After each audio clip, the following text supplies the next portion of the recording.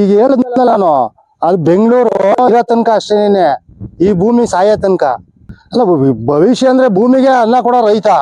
ಅನ್ನ ಇಲ್ದೆ ಹೋದ್ರೆ ಅವರು IT BT ಕಂಪ್ನಿಲಿ ಇರ್ಲಿ, ಒಳ್ಳೆ ಒಳ್ಳೆ ಉದ್ಯೋಗದಲ್ಲಿ ಇರ್ಲಿ, ತಿನ್ನಕ್ ಅನ್ನ ಬೇಕಲ್ಲ ಅವ್ರಿಗೆ. ಏನೊಂದ್ ದಿನಕ್ಕೆ ಅಂದ್ರೆ ಏನೇನ್ ಕೆಲಸ ಮಾಡ್ತೀರಿ ನೀವು? ಭೂಮಿ ಕೆಲಸ, ಭೂಮಿ ಉಳೋದು, ಗುಂಟೆ ಹೊಡಿಯೋದು. ಒಂದ್ ದಿನ ಅಂದ್ರೆ ಎಷ್ಟ್ ತಗತ್ತೀರಿ ಕೂಲಿನ? ದಿನ 2000 ರೂಪಾಯಿ. ದಿನ ಯುವ ಪೀಳಿಗೆ ವ್ಯವಸಾಯಕ್ಕೆ ಬರ್ತಾ ಇಲ್ಲ. ಅದಕ್ಕೆ ಅದನ್ನ ನೋಡ್ರೆ ಏನ್ ಅನ್ಸ್ತದೆ ನಿಮ್ಗೆ? ಅದ್ ನೋಡಿದ್ರೆ ಭೂಮಿ ಮುಂದಕ್ಕೆ ಬಂಜೆ ಆಗ್ಬಿಡ್ತದ ಅನಿಸ್ತದೆ. ಬಂಜೆ ಆಗ್ಬಿಡ್ತು. ಸರ್ಕಾರ ತಿಂಗಳಿಗೆ ಇಷ್ಟು ಅಂತ ಒಂದು ಪ್ರೋತ್ಸಾಹ ದರ ಅಂತ ಇದ್ ಮಾಡಿದ್ರೆ ಒಳ್ಳೇದಾಗುತ್ತೆ. ತಿಂಗಳಿಗೆ ತಿನ್ನಕ್ ಅನ್ನ ಬೇಕಲ್ಲ. ದುಡ್ಡು ಐತೆ ಅನ್ಬಿಟ್ಟು ದುಡ್ಡು ತಿನ್ನಕ್ಕಾಗಲ್ಲ, ಚಿನ್ನ ಐತೆ ಅನ್ಬಿಟ್ಟು ಚಿನ್ನ ತಿನ್ನಕ್ಕಾಗಲ್ಲ. ಭೂಮಿ ಮಣ್ಣೆ ಅನ್ನನೇ ತಿನ್ಬೇಕು. ಹೌದು, ಅದು ಸರ್ಕಾರಗಳಾಗ್ಲಿ ಇನ್ನೊಂದಾಗ್ಲಿ ಮಾಡ್ತಾ ಇದಾವೆ. ಹೊಂದಿಸ್ಬೇಕು. ಇನ್ನೂ ಸ್ವಲ್ಪ ಹೆಚ್ಚಿನ ಮಟ್ಟದಲ್ಲಿ ಅವ್ರು ಗುರುತಿಸಿ ನೀವ್ ಹೇಳ್ದಂಗ ಒಂದು ತಿಂಗಳಿಗೆ ಒಂದು ಸಂಬಳದ ತರ ಕೊಡ್ಬೇಕು. ಇಷ್ಟೆಲ್ಲ ಮಾಡಿ ನಿಮ್ಗೆ ಆದಾಯ ಇದೆ, ವ್ಯವಸಾಯದಲ್ಲಿ ಬದುಕು ಕಟ್ಕೊಳ್ಬಹುದು ಅಂತ ಅನ್ಸುತ್ತಾ? ನಿಮ್ಗೆ ವ್ಯವಸಾಯ ಮಾಡಿ ಎಲ್ಲ ಬದುಕ್ತಾ ಇದ್ರಲ್ಲ, ಎಷ್ಟು ಮುಖ್ಯ ನಿಮ್ಮ ಹೆಂಡತಿ ನಿಮ್ಗೆ ಸಪೋರ್ಟ್ ಮಾಡೋದು ವ್ಯವಸಾಯದಲ್ಲಿ? ಹೇಳ್ತಾರಲ್ಲ ವ್ಯವಸಾಯದಲ್ಲಿ ಲಾಭ ಇಲ್ಲ, ವ್ಯವಸಾಯದಲ್ಲಿ ಬದುಕಕ್ಕಾಗಲ್ಲ ಅಂತಾರಲ್ಲ, ಏನ್ ಹೇಳ್ತಿರೋದಕ್ಕೆ?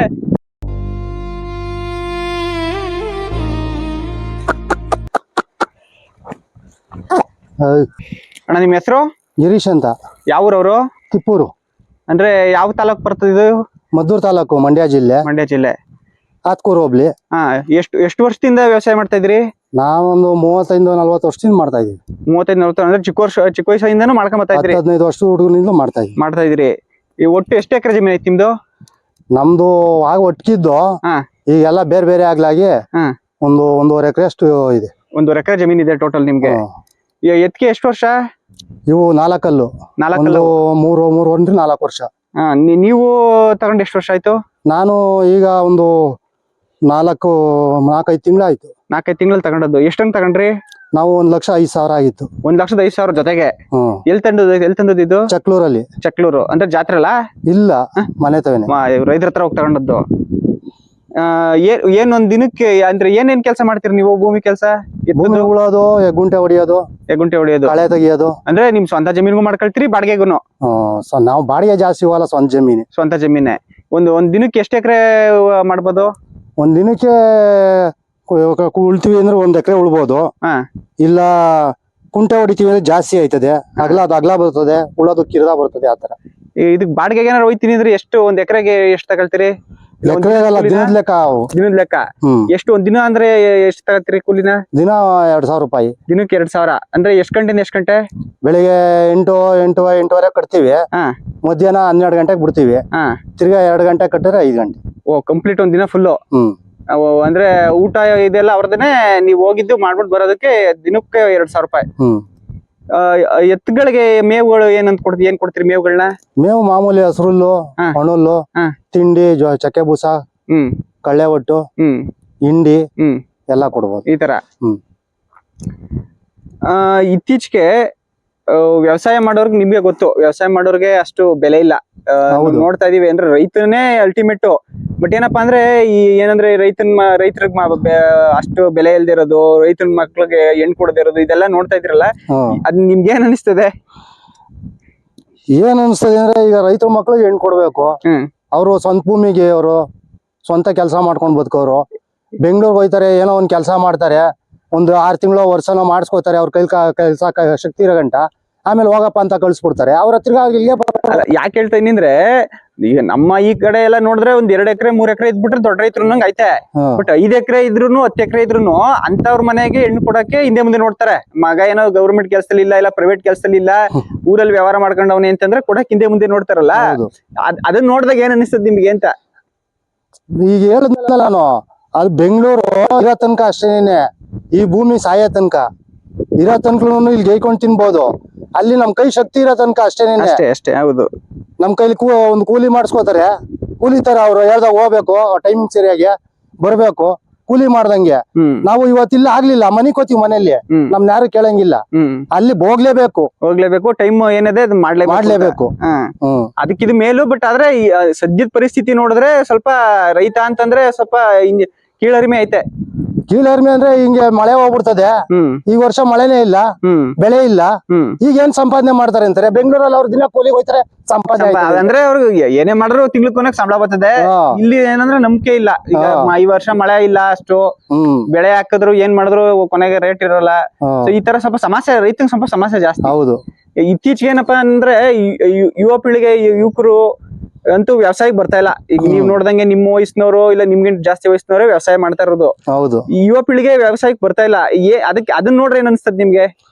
ಅದ್ ನೋಡಿದ್ರೆ ಭೂಮಿ ಮುಂದಕ್ಕೆ ಎಲ್ಲಿ ಬಂಜೆ ಆಗ್ಬಿಡ್ತದ ಅನಿಸ್ತದೆ. ಬಂಜೆ ಆಗ್ಬಿಡುತ್ತೆ ಅನ್ಸ್ತದೆ ಮುಂದಿನ ಪೀಳಿಗೆ. ಯಾಕಂದ್ರೆ ಎಲ್ಲ ಈಗ ಯಾರುನು ಕೂಡ ತಮ್ಮ ಮಕ್ಳಿಗೆ ಡಾಕ್ಟರ್ ಮಾಡ್ತಾರೆ, ಬೇರೆಯವ್ರ ಮಕ್ಳು ಅವ್ರ ಏನ್ ಪ್ರೊಫೆಷನ್ ಇರ್ತದೆ ಅದ್ ಮಾಡ್ತಾರೆ. ರೈತರ ಮಕ್ಳು ರೈತನ್ ಮಾಡಕ್ಕೆ ಹಿಂದೆ ಮುಂದೆ ನೋಡಂತ ಪರಿಸ್ಥಿತಿ ಬಂದ್ಬಿಟ್ಟೈತಿ. ಹಿಂದೆ ಮುಂದೆ ನೋಡ್ತಾರೆ ಅಂದ್ರೆ ಈಗ ನಮ್ಮ ಮಕ್ಳಿಗೆ ಹೆಣ್ಣು ಕೊಡ್ತಾರೆ.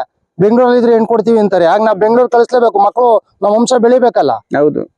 ಬೆಂಗಳೂರು ಕಳಿಸ್ಲೇಬೇಕು, ಮದ್ವೆಗೆ ಒಂದು ಉದ್ದೇಶಕ್ಕಾರ ಕಳಿಸ್ಲೇಬೇಕು. ಆ ತರ ಆಗೋಗೈತೆ.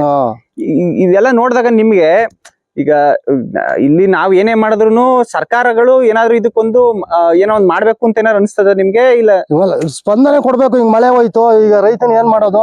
ಒಂದ್ ಬೋರ್ ಹಾಕ್ಸೋದು, ಒಂದ್ ಪಂಪ್ ಸೆಟ್ ಮಾಡ್ಕೊಡೋದು, ಇನ್ನೊಂದು ಮತ್ತೊಂದು ಒಂದ್ ಜೀವನಕ್ಕೆ ಆಧಾರ ಆಗಂಗ್ ಮಾಡ್ಕೊಟ್ರೆ ಒಳ್ಳೇದು. ಸರ್ಕಾರ ಒಳ್ಳೇದು ಅಂತೀರಿ? ಹೌದು. ಇನ್ನೇನ್ ಮಾಡ್ಬೋದು ಅನಿಸ್ತದೆ ನಿಮ್ಗೆ? ಸರ್ಕಾರ ನಿಮ್ಗೆ ಏನ್ ಮಾಡ್ಬೇಕು ಅನಿಸ್ತದೆ?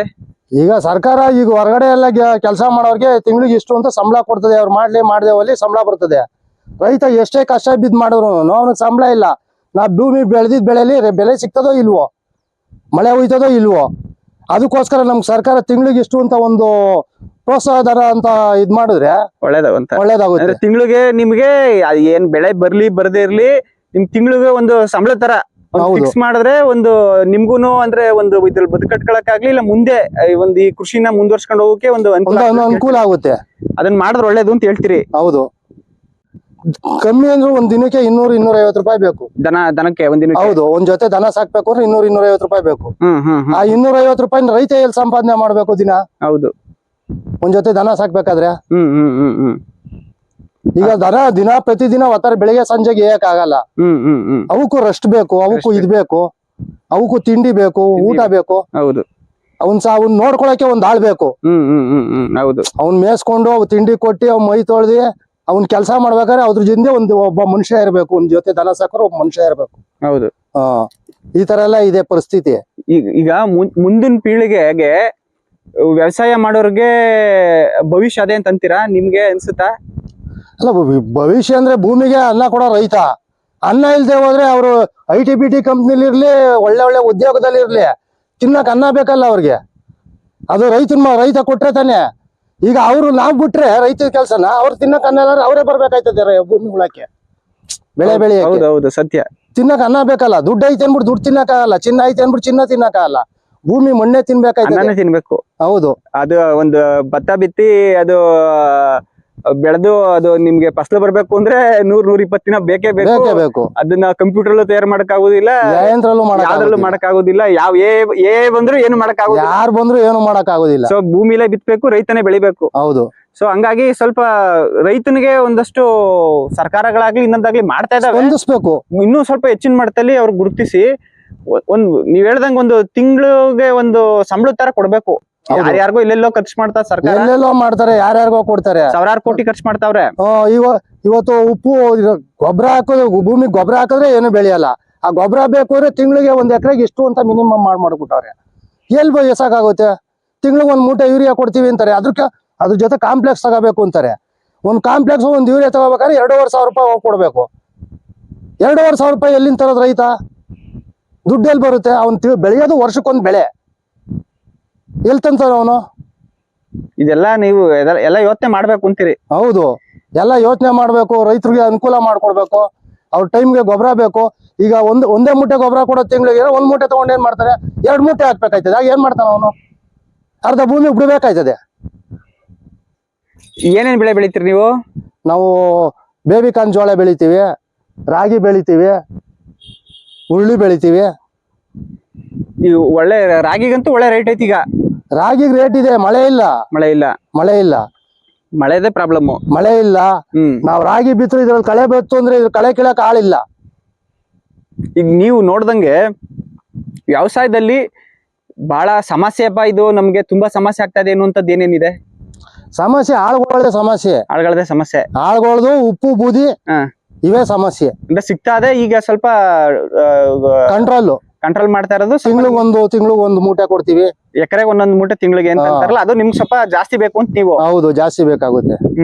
ಅವೆರಡು ಬಿಟ್ರೆ ಇನ್ನೇನ್ ಸಮಸ್ಯೆ ಇಲ್ಲ ಅಂತೀರಾ? ಹಿಂಗ ಆಳುಗಳ ಸಮಸ್ಯೆ ಇದೆ. ಆಳುಗಳು ಕೂಲಿ ಟೈಮ್ ಆಳುಗಳು ಸಿಕ್ಕಲ್ಲ, ಕೂಲಿಗಳು ಜಾಸ್ತಿ. ಒಂದು ಹೆಣ್ಣಾಳಿಗೆ 500 ರೂಪಾಯಿ ಕೊಡ್ಬೇಕು. ಅವ್ರಿಗೆ ಊಟ ಕಾಫಿ ತಿಂಡಿ ಕೊಡ್ಬೇಕು. 600 ರೂಪಾಯಿ ಆಗೋಗುತ್ತೆ ಹೆಣ್ಣಾಳಿಗೆ. ಗಂಡಾಳ್ ಕರ್ಕೊಂಡ್ರೆ 1000 ರೂಪಾಯಿ ಕೊಡ್ಬೇಕು. ಅವ್ರಿಗೆ ಬೀಡಿ ಬೆಂಕಿ ಪಟ್ನ ಅವ್ರ ಖರ್ಚು ಊಟ ಎಲ್ಲ 1200 ರೂಪಾಯಿ ಆಗೋಗುತ್ತೆ. ಪ್ಯಾಕೆಟ್ ಸೇರ್ಸ್ ಕೊಡ್ಬೇಕು, ಎಲ್ಲ ಕೊಡ್ಬೇಕು. ಇಷ್ಟೆಲ್ಲ ಮಾಡಿ ನಿಮ್ಗೆ ಆದಾಯ ಇದೆ, ವ್ಯವಸಾಯದಲ್ಲಿ ಬದುಕು ಕಟ್ಕೊಳ್ಬಹುದು ಅಂತ ಅನ್ಸುತ್ತಾ? ಬದುಕು ಕಟ್ಕೋಬಹುದು, ಆದಾಯ ಇದೆ. ಕಷ್ಟ ಬಿದ್ದು ಮಾಡ್ಬೇಕು, ಟೈಮಿಗೆ ಸರಿಯಾಗಿ ಮಳೆ ಹೋಗಿ ಕೊಡ್ಬೇಕು, ಬೆಳೆ ಆಗ್ಬೇಕು. ಇದೆಲ್ಲ ಆದ್ರೆ ನಿಮ್ಗೇನ್ ಇದು ವ್ಯವಸಾಯ ಏನ್ ಲಾಸ್ ಇಲ್ಲ, ಮಾಡ್ಬೋದು. ವ್ಯವಸಾಯ ಏನ್ ಲಾಸ್ ಇಲ್ಲ, ಮಾಡ್ಬೋದು. ಇಲ್ಲ ಒಂದು ಜೊತೆ ಎತ್ತಿ ಕಟ್ಕೊಂಡೇನೆ ಬದುಕ್ಬೋದಾ ಒಂದು ಕುಟುಂಬ? ಬದುಕ್ಬೋದು. ಒಂದು ವ್ಯವಸಾಯ ಇದು ಎಲ್ಲ ಮಾಡ್ಕೊಂಡು, ಹೈನುಗಾರಿಕೆ ಎಲ್ಲ ಸ್ವಲ್ಪ ಹಸುಗಳು ಇವೆಲ್ಲ ಮಾಡ್ಕೊಂಡು ಮಾಡಿದ್ರೆ ಬದುಕ್ಬೋದು. ಹೌದು, ನಮ್ದು ಹಸುಗಳಿದೆ, ಹೈನುಗಾರಿಕೆ ಮಾಡ್ತೀವಿ. ಅದಕ್ಕೆ ಜೋಳ ಬೆಳಿತೀವಿ, ಬೇಬಿ ಕಾರ್ನ ಮಾರ್ತೀವಿ. ಕೆಜಿಗೆ 55 ರೂಪಾಯಿ ಕೊಡ್ತಾರೆ. ಮೇವುನ ದನಿಗೆ ಹಾಕೋತೀವಿ. ಈಗ ನೀವು ವ್ಯವಸಾಯ ಬಿಟ್ಟು ಬೇರೆ ಏನಾದ್ರು ಮಾಡ್ತಾ ಇದ್ರಲ್ಲ? ಕಂಪ್ಲೀಟ್ ವ್ಯವಸಾಯನ? ಕಂಪ್ಲೀಟ್ ವ್ಯವಸಾಯನೇ. ಬೇರೆ ಈ ಮನೆ ನಿಮ್ದೇನೆ ಇದು? ಹೌದು. ಈ ಮನೆ ಎಲ್ಲ ಮಾಡಿರೋದು ಎಲ್ಲ ವ್ಯವಸಾಯದಲ್ಲಿ ದುಡ್ದೇನೆ? ಹೌದು. ಸೊ ಹೇಳ್ತಾರಲ್ಲ ವ್ಯವಸಾಯದಲ್ಲಿ ಲಾಭ ಇಲ್ಲ, ವ್ಯವಸಾಯದಲ್ಲಿ ಬದುಕಕ್ಕಾಗಲ್ಲ ಅಂತಾರಲ್ಲ, ಏನ್ ಹೇಳ್ತಿರೋದಕ್ಕೆ? ವ್ಯವಸಾಯ ಮಾಡ್ಬೇಕು, ಕಷ್ಟ ಬಿದ್ದು ಮಾಡೋದಾದ್ರೆ ಆ ವ್ಯವಸಾಯದಲ್ಲಿ ಯಾಕೆ ಆದಾಯ ಇದೆ.